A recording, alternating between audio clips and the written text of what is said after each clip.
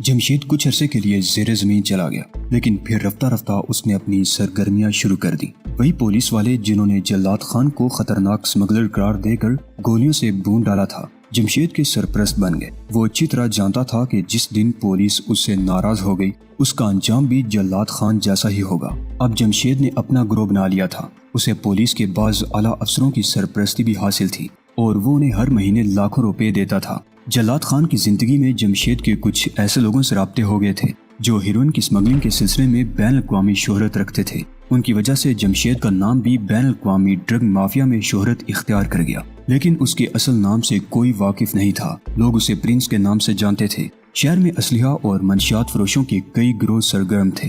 جمشید کی ایک گروہ سے ٹھن گئی، اس کے کئی آدمی مارے گئے، صرف اکرم بچا تھا اور اس رات وہ بھی ویران ساحل پر دادا کے آدمیوں کے ہاتھوں مارا گیا۔ جمشید ٹانگ کے زخم پر پٹی باندھنے کے بعد سویا تو اسے دنیا کا ہوش نہیں رہا تھا۔ دوپہر کے بعد اس کی آنکھ کھلی۔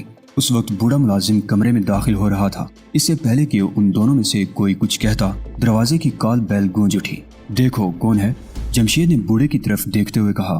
بوڑھا باہر چلا گیا۔ 2 منٹ بعد راہداری میں ہلکے قدموں کی آواز سنائی دی اور پھر ایک لڑکی اندر داخل ہوئی۔ وہ شبینہ تھی۔ اس کے ہونٹوں پر خفیف سی مسکراہٹ تھی۔ ٹیکسی مختلف سڑکوں پر دوڑتی ہوئی شارع فیصل پر آ گئی۔ شجاعت ان دونوں نوجوانوں کے درمیان سینڈوچ بنا بیٹھا تھا۔ ان دونوں کے پستول شجاعت علی کے پہلوؤں کو چھو رہے تھے۔ اس وقت اگرچہ رات کے 2:30 بج رہے تھے، لیکن شارع فیصل پر متعدد گاڑیوں کی آمد و رفت جاری تھی۔ ایئرپورٹ ہونے کی وجہ سے اس سڑک پر رات بھر ٹریفک کی آمد و رفت جاری رہتی تھی۔ ٹیکسی سٹار گیٹ سے ابھی دور ہی تھی کہ سامنے پولیس کی ایک موبائل کھڑی نظر آئی۔ ایک پولیس والا سڑک کے بیچ میں کھڑا ٹیکسی کو رکنے کا اشارہ کر رہا تھا۔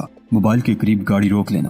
شجاعت علی کے دائیں طرف بیٹھے ہوئے نوجوان نے ڈرائیور کو مخاطب کیا اور پھر شجاعت علی کی طرف دیکھتے ہوئے بولا، یہ پولیس والے یقیناً تمہیں جانتے ہوں گے۔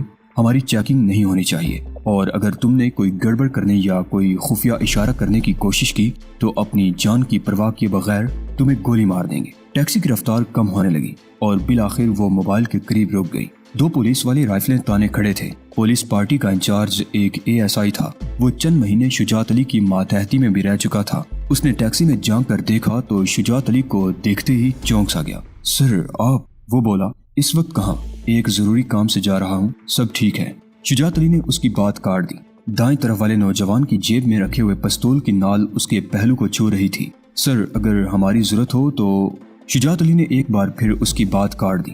ذاتی کام ہے، کسی کی مدد کی ضرورت نہیں۔ چلو ڈرائیور، اس نے آخری الفاظ ٹیکسی ڈرائیور کی طرف دیکھتے ہوئے کہے۔ شجاعت علی چاہتا تو اس وقت بڑی آسانی سے ASI کو اشارہ کر سکتا تھا۔ ٹیکسی کے دونوں طرف پولیس والے رائفلیں تانے کھڑے تھے۔ ظاہر ہے اس کے دائیں بائیں بیٹھے ہوئے نوجوانوں کو بھی اپنی زندگی پیاری تھی۔ وہ اسے شوٹ کر کے خود اپنی جان بھی نہ گنواتے، لیکن سب انسپکٹر شجاعت علی تو یہ جاننا چاہتا تھا کہ اسے اغوا کیوں کیا گیا ہے اور وہ لوگ اسے کہاں لے جا رہے ہیں۔ عقل مند ہو، بائیں طرف والے نوجوان نے کہا۔ اس وقت ٹیکسی پولیس کی موبائل وین سے کافی آگے نکل چکی تھی۔ مجھے اپنی زندگی پیاری ہے، شجاعت نے کہا، لیکن تم لوگ کون ہو اور مجھے کہاں لے جا رہے ہو؟ تھوڑی دیر بعد پتہ چل جائے گا، اس نوجوان نے جواب دیا۔ اس کی آنکھوں پر پٹی باندھ اتاری۔ دائیں طرف بیٹھے ہوئے نوجوان نے جیب سے رومال نکال کر شجاعت کی آنکھوں پر پٹی باندھ دی۔ ٹیکسی کچھ دور جانے کے بعد دائیں طرف مڑ کر ریلوے لائن عبور کر گئی۔ یہ جگہ عام طور پر چھوٹا پھاٹک کے نام سے مشہور تھی۔ یہاں گاڑی روک لو، بائیں طرف بیٹھے ہوئے نوجوان نے ڈرائیور کو توہمانہ لہجے میں کہا۔ ٹیکسی رک گئی۔ تقریباً 150 گز آگے مکان تھے، لیکن ریلوے لائن کے قریب جہاں ٹیکسی رکی تھی وہاں ویرانہ تھا۔ نیچے اترو، اس نوجوان نے ڈرائیور کو حکم دیا۔ بھاگ جاؤ یہاں سے اور خدا کا شکر ادا کرو کہ ہم تمہیں زندہ چھوڑ رہے ہیں، اس نوجوان نے ڈرائیور کی طرف دیکھتے ہوئے کہا اور وہ ٹیکسی کو حرکت میں لے آیا۔ ڈرائیور نے ریلوے لائن کی طرف دوڑ لگا دی۔ پچھلی سیٹ پر شجاعت کے ساتھ اب ایک نوجوان رہ گیا تھا۔ اس نے پستول کی نال اس کے پہلو سے لگا رکھی تھی۔ ٹیکسی کئی موڑ گھومتی ہوئی بالآخر ایک بنگلہ نما مکان کے سامنے رک گئی۔ ڈرائیونگ سیٹ پر بیٹھے ہوئے نوجوان نے ہارن بجانے کے بجائے ہیڈ لائٹس کو 3 مرتبہ آن آف کیا۔ گیٹ کھل گیا اور وہ ٹیکسی کو اندر لیتا چلا گیا۔ ٹیکسی رکتے ہی پچھلی سیٹ پر بیٹھے ہوئے نوجوان نے دروازہ کھولا۔ اس کے ایک ہاتھ میں پستول تھا، دوسرے ہاتھ میں اس نے شجاعت علی کا بازو پکڑا اور اسے نیچے اتارنے لگا۔ اگلی سیٹ پر بیٹھا ہوا نوجوان بھی نیچے اتر آیا۔ گیٹ کھولنے والا بھی گیٹ بند کر کے ان کے قریب آ گیا تھا۔ اس کے ہاتھ میں کلاشنکوف تھی۔ وہ تینوں اسے اندر لے آئے۔ ایک جگہ سیڑھیاں اترنے سے شجاعت کو اندازہ ہو گیا کہ اسے کسی تہہ خانے میں لایا گیا تھا، اور جب اس کی آنکھوں سے پٹی کھولی گئی تو اس کا اندازہ درست ثابت ہوا۔ وہ تہہ خانہ ہی تھا، بلکہ اسے عقوبت گاہ کہنا زیادہ مناسب ہوگا۔ دیواروں کے ساتھ آہنی کڑے اور لوہے کی موٹی موٹی زنجیریں لگی ہوئی تھیں۔ اس تہہ خانے میں کچھ ایسی چیزیں بھی تھیں جو اذیت رسانی میں استعمال ہوتی تھیں۔ شجاعت علی کا سروس ریوالور تو ٹیکسی میں بیٹھتے ہی ان لوگوں کے قبضے میں جا چکا تھا۔ ایک آدمی اس پر کلاشنکوف تانے کھڑا رہا، دوسرا اس کی تلاشی لینے لگا، لیکن اس کی جیبوں میں کوئی خاص چیز نہیں تھی۔ اس کا پولیس کارڈ اور پیسے وغیرہ انہوں نے اس کی جیبوں ہی میں رہنے دیے تھے۔ شجاعت علی کو دیوار کے ساتھ کھڑا کر کے اس کے ہاتھ آہنی کڑوں میں جکڑ دیے گئے۔ اب پہلی مرتبہ اس کے چہرے پر خوف کے ہلکے ہلکے تاثرات نظر آنے لگے تھے۔ اسے سمجھنے میں دیر نہیں لگی کہ یہ کوئی دہشت گردوں کا منظم گروہ تھا۔ بہت دبدبا ہے تمہارا، اس نوجوان نے شجاعت کے چہرے پر نظریں جماتے ہوئے کہا، جس راستے میں طارق کے نام سے مخاطب کیا گیا تھا۔ تم تو اپنے افسروں کو بھی خاطب میں نہیں لاتے، بڑے بڑے مجرم تمہارے نام سے کانپتے ہیں، لیکن دیکھا تم نے ہم تمہیں کس آسانی سے یہاں لے آئے ہیں؟ کیا چاہتے ہو تم لوگ؟ شجاعت علی نے پوچھا۔ طارق نے کلاشنکوف والے کو اشارہ کیا۔ وہ اوپر سے جا کر موبائل ٹیلی فون لے آیا۔ تم نے ہمارے ایک ساتھی کو پکڑ رکھا ہے، طارق نے کہا۔ تمہاری وجہ سے ہمارے جو ساتھی مارے جا چکے ہیں انہیں تو ہم بھول جائیں گے، لیکن جو زندہ تمہارے قبضے میں ہے اسے نہیں بھول سکتے۔ اب اپنے تھانے کو فون کرو اور انہیں ہدایت کر دو کہ کاشف کو فوری طور پر چھوڑ دیا جائے۔ اوہ، شجاعت علی کے منہ سے بے اختیار نکلا، تو تھانہ پر حملہ تم لوگوں نے کیا تھا، لیکن تم لوگوں نے دیکھ لیا کہ پولیس ابھی بے بس نہیں ہوئی۔ بے بس تو ہم بھی نہیں ہیں، طارق نے کہا۔ اس کا اندازہ تم اس بات سے لگا سکتے ہو کہ اتنے زبردست ہنگامے کے باوجود ہم تمہیں اٹھا کر یہاں لے آئے ہیں۔ تمہارا ایک ہاتھ کھول دیا جائے گا۔ میں تمہیں تھانے کا نمبر ملا کر دے رہا ہوں، انچارج سے کہو کہ کاشف کو فوری طور پر چھوڑ دیا جائے، بصورت دیگر تمہاری لاش تھانے بھیج دی جائے گی۔ نہیں، میں ایسا نہیں کر سکتا، شجاعت علی نے ٹھوس لہجے میں جواب دیا۔ انکار کا مطلب سمجھتے ہو؟ طارق نے اسے گورا۔ مجھے قتل کرو گے؟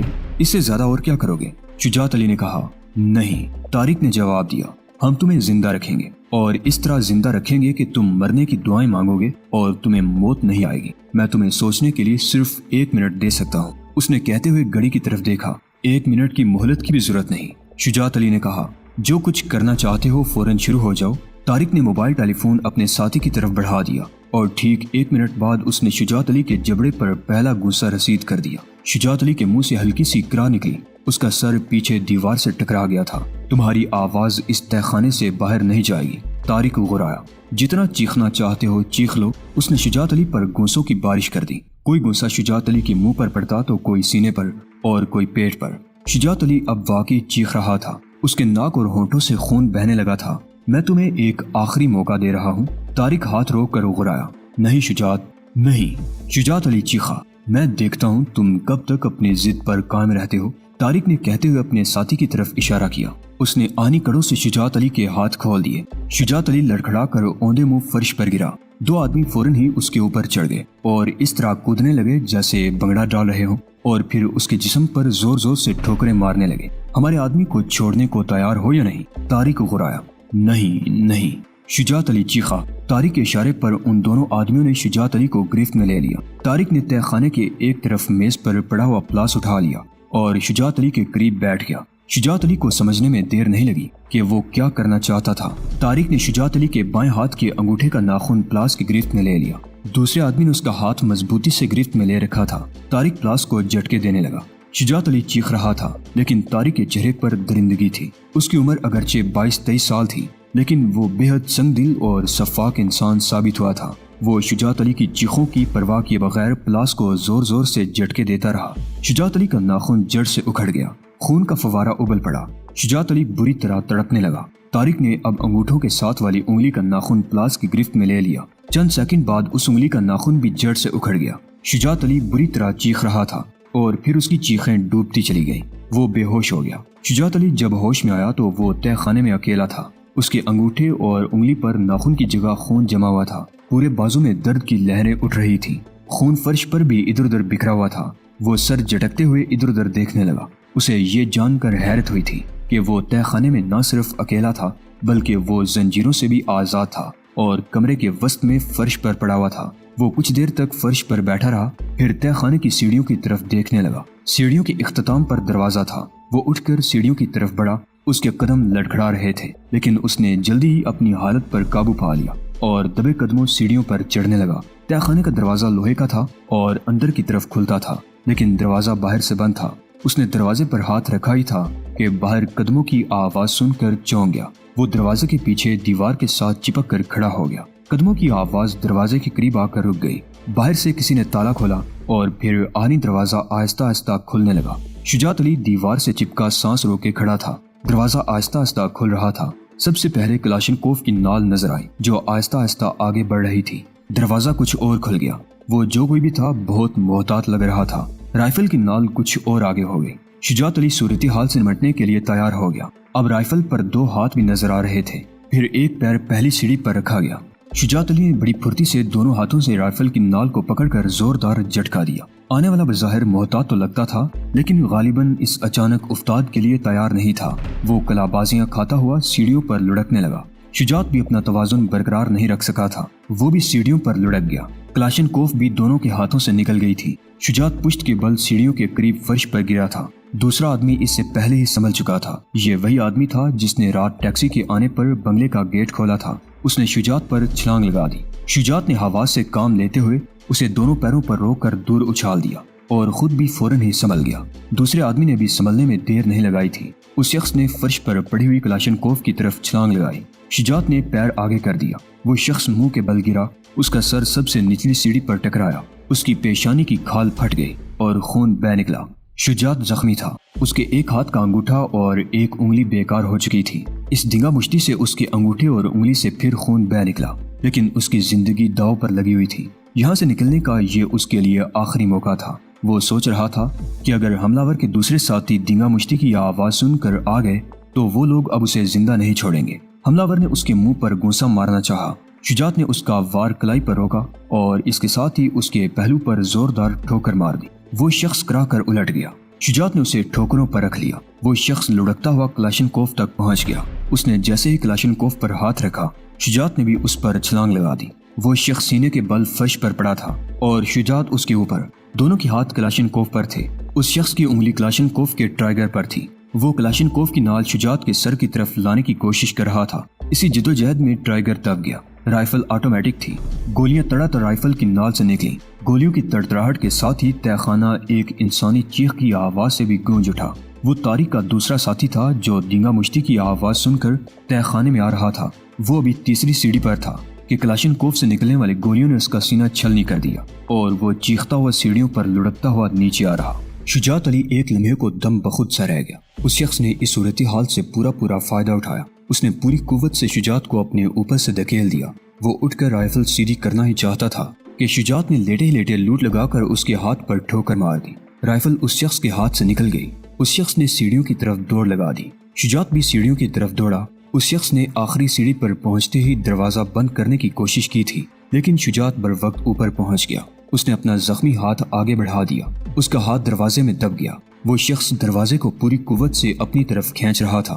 شجاعت کو یوں محسوس ہو رہا تھا جیسے اس کا ہاتھ کسی مشین میں دب گیا ہو۔ اس نے سختی سے اپنے دانت بھینچ لیے اور پھر دوسرا ہاتھ دروازے میں ڈال کر اسے پوری قوت سے اپنی طرف کھینچنے لگا۔ دوسری طرف سے اس شخص نے اچانک ہی دروازہ چھوڑ دیا۔ اچانک جھٹکا لگنے سے شجاعت اپنا توازن برقرار نہیں رکھ سکا۔ وہ دوبارہ سیڑھیوں پر لڑکتا ہوا آخری سیڑھی پر اس نوجوان کی لاش پر گرا جو فرار ہونے والے شخص کے ہاتھوں کلاشنکوف کی گولیوں سے چھلنی ہو گیا تھا۔ وہ اٹھ کر سیڑھیوں پر بھاگا۔ دروازہ کھلا ہوا تھا۔ وہ دوڑتا ہوا دروازے سے باہر نکل گیا۔ سامنے ایک مختصر سا کمرہ تھا۔ اس نے ادھر ادھر دیکھا اور پھر دوسرے دروازے کی طرف بھاگا۔ ٹھیک اسی لمحے باہر سے کسی گاڑی کا انجن سٹارٹ ہونے کی آواز سنائی دی۔ وہ دوسرے دروازے کی طرف دوڑا۔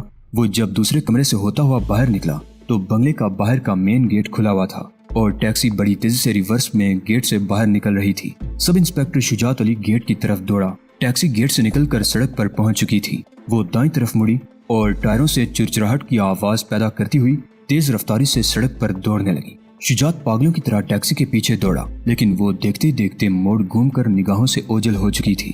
شجاعت رک گیا اور ایک مکان کی دیوار سے ٹیک لگا کر اپنے بے ربط تنفس پر قابو پانے لگا۔ اس کی ناک، ہونٹوں اور ہاتھ سے بہنے والے خون سے اس کی وردی تر ہو رہی تھی۔ وہ ادھر ادھر دیکھنے لگا۔ اسی وقت دن کا اجالا پھیلنا شروع ہو گیا لیکن وہ سڑک سنسان پڑی تھی۔ کلاشنکوف سے فائرنگ تہہ خانے میں ہوئی تھی لیکن اس وقت تہہ خانے کا دروازہ کھلا ہوا تھا۔ فائرنگ کی آواز باہر بھی سنی گئی ہوگی لیکن آس پاس کے مکانوں میں رہنے والا کوئی شخص باہر نہیں نکلا تھا۔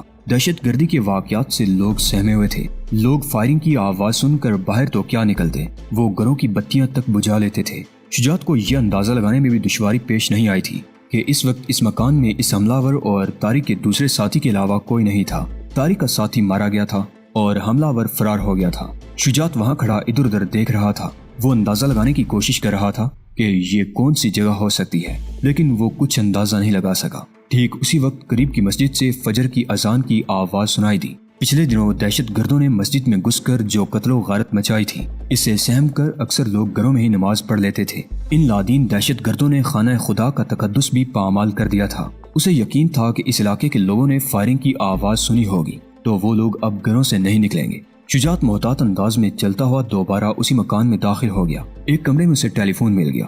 اس نے ریسیور اٹھا کر مقامی پولیس اسٹیشن کا نمبر ڈائل کر کے اپنی شناخت کرائی اور اس واقعے کی اطلاع دے دی۔ پولیس کی موبائل تقریباً 2 گھنٹے بعد وہاں پہنچی تھی۔ شجاعت علی نے پارٹی انچارج کو صورتحال سے آگاہ کیا۔ شجاعت یہاں سے فارغ ہو کر ہسپتال سے مرہم پٹی کرانے کے بعد جب اپنے تھانے پہنچا تو اس وقت دن کے 11 بج رہے تھے، اور جب اسے یہ پتا چلا کہ کاشف نامی اس دہشت گرد کو جسے گزشتہ رات گرفتار کیا گیا تھا اسے چھوڑ دیا گیا ہے تو اس کا دماغ بگ سے اڑ گیا۔ سب انسپکٹر شجاعت علی پر حیرانیوں کے پہاڑ ٹوٹ پڑے۔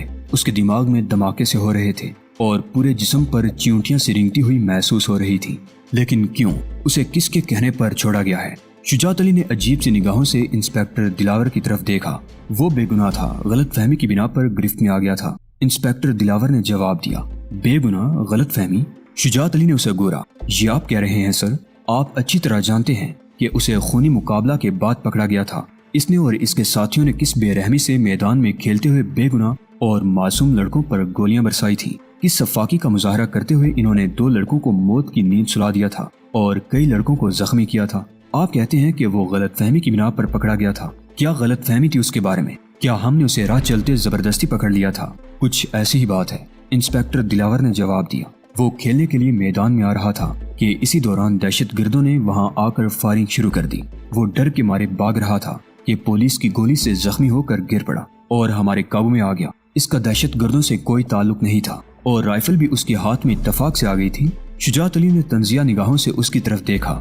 ہم نے اسے رنگے ہاتھوں پکڑا تھا اور آپ کہہ رہے ہیں کہ وہ کسی غلط فہمی کے نتیجے میں ہمارے ہاتھ لگ گیا تھا۔ آپ کو معلوم ہے اس نے تفتیش کے دوران کیا کیا اعترافات اور انکشافات کیے ہیں؟ وہ پکڑے جانے سے پہلے شہر کے مختلف علاقوں میں درجنوں بے گناہوں کو ہلاک کر چکا تھا۔